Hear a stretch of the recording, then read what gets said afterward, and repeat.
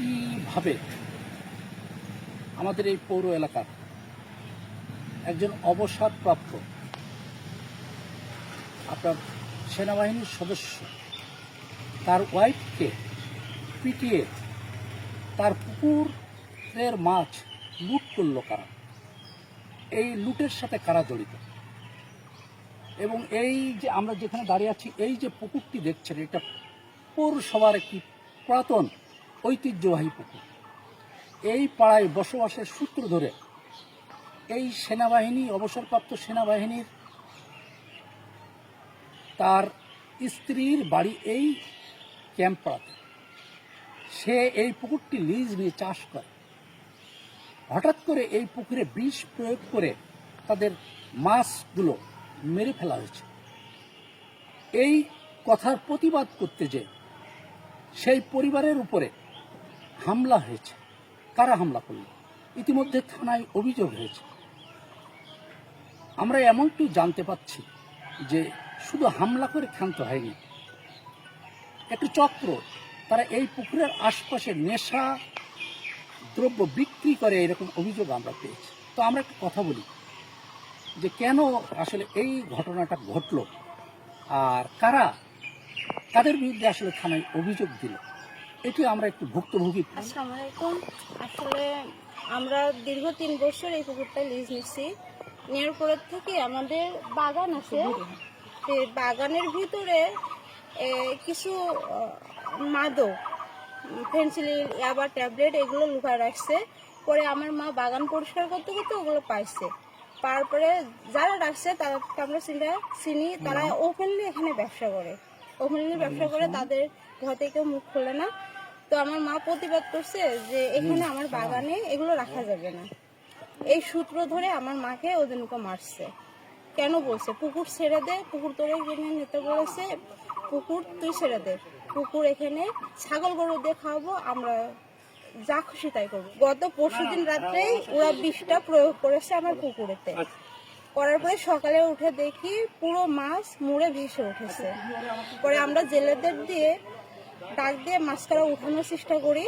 5 হাঁড়ি মাছ উঠাইছে, তার ভিতরে 1 হাঁড়ি মাছ ওরা লুট করে নিয়েছে, আর বাকি 3 হাঁড়ি পুকুরেই ঢেলে ফেলে দিচ্ছে। এর প্রতিবাদ করতে গেলে এরা ধাওয়া করে আমাদের বাসাতে যায় লাঠি সুটা, 3জন পুরুষ মানুষ ছিল আর 5 জন মহিলা ছিল।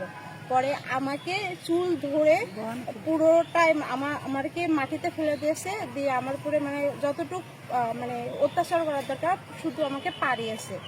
পরবর্তীতে আমার মাকে ধরছে পুকুরে। আমার মা যখন পুকুরে আসছে দ্বিতীয়বার জেলেরা মাছ উঠাছে মাছগুলো নিতে, তখন ওই মাছগুলো আবার পুনরায় ফেলে দিয়েছে, দিয়ে আমার মাকে মারছে। এবং আমার গলায় 1 ভরি ওজনের স্বর্ণের চেনটা ছিল।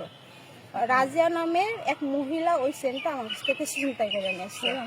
দুঃখজনক ঘটনা। এরকম যদি আসলে অনাকাঙ্ক্ষিত ঘটনা হয়ে থাকে, তো যেহেতু আসলে থানায় অভিযোগ হয়েছে, এটা তদন্ত করলে এর সত্যতা আসলে পাওয়া যাবে। তো আমরা সেই আপনার অবসরপ্রাপ্ত সেনাবাহিনীর স্ত্রীর সাথে আমরা আসলে কথা বলেছি, সদস্যের তার মা আসলে প্রত্যক্ষ যারা আসলে দর্শী, যারা সেখানে উপস্থিত ছিল, তারা আসলে কি দেখেছে এইটা একটু আমরা একটু কথা বলবো। সেই প্রত্যক্ষদর্শী যারা দেখে মাছেরই ওই বিষয় নিয়ে মাছ দেখে আছে গন্ডগোল বেঁধেছে। বাঁধার পর আমি দোকানে গিয়েছি, দোকানতে এসে দেখি এরকম মারামারি। আমার মানে ভাষা আছে তো গাছ করাই যাবে না। মারলো এর সংক্ষেপে বলেন। ও মেরেছে রাজিয়া, আমার ওই মেয়ে। মারার পর কেনতে ছুড়ে ছেড়ে দিয়ে আরো লোকজন ছিল। মহিলা, আমার একটা সন্তান, আমার কোনো ছেলে সন্তানের স্বামী নেই। আমি মহিলা হচ্ছে, আমার প্রতিবাদ করার কেউ নেই। আমি কি কোনো প্রতিবাদ, কোনো বিচার পাবো না? আমি কি জনগণের কাছে কোনো ন্যায় পাবো না? আমাদের বিচার কি হবে না? আপনার সেই পুকুর এটা শহরের মধ্যে, তো আমরা যখন আসলে কথা বলছি অপর প্রান্ত থেকে সেই সমস্ত মহিলারা অকথ্য ভাষায় এই পরিবারের উপরে গালিগালাজ শুরু করেছে। তো আসলে পুলিশ প্রশাসনের এই বিষয়টি দেখা উচিত। এই পরিবারটি আসলে নিরাপত্তাহীনতায় ভুগছে।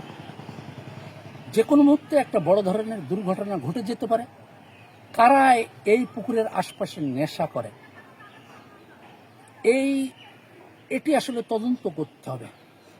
তো আমাদের যারা আসলে পুলিশের গোয়েন্দা সংস্থার কর্মকর্তারা আছেন আমাদের এই উপজেলাতে, আপনারা এই পৌর এলাকার এই ক্যাম্প পাড়ার এই পুকুর পাড়ের আশপাশে সন্ধ্যার পর গভীর রাত অবধি কোন গ্রুপ এখানে বসে, কারা এই নেশার সাথে সম্পৃক্ত, এই বিষয়টি আমলে নিয়ে তদন্ত করে প্রয়োজনীয় ব্যবস্থা গ্রহণ করে।